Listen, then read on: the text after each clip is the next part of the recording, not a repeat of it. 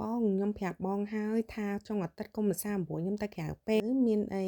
ញញបាយកកឆាជាមួយពងមាន់ស្រាច់បងប្អូនពេលដែលបាយកកសច្រើនបងប្អូនចាក់ចោលមែនឬមួយក៏យកទៅធ្វើអីផ្សេងសម្រាប់ខ្ញុំអត់យកទៅចាក់ចោលទេនេះខ្ញុំកំពុងឆាបាយចាជួយពងមាន់ខ្ញុំលីងខ្ទឹមឲ្យឈ្ងុយដាក់ពងមាន់ចូលដាក់ម្រេចចូលហើយឥឡូវនេះខ្ញុំមានបាយកកចាសល់ច្រើនដែរដាក់ចូលទៅហើយដាក់អំបិលរោយមកបន្តិចចឹងទៅពេលដែលឆាបាយខ្ញុំចូលចិត្តដាក់ទឹកថៃរៀងច្រើនវាឈ្ងុយ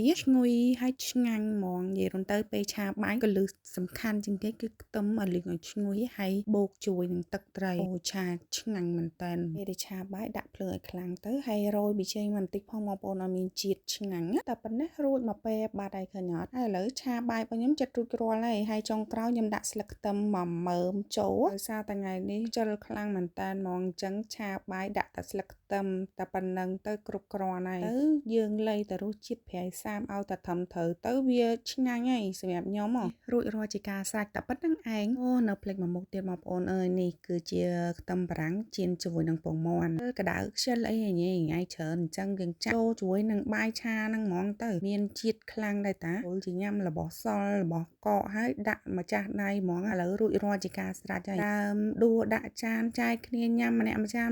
ចឹងទៅរួចមកពេលចឹងទៅអូថ្ងៃនេះមានតែប៉ុណ្្នឹងឯងអរគុណបងប្អូនទាំងអស់គ្នាយើងជួបគ្នានៅឱកាសក្រោយទៀតបាយបាយជំរាបលា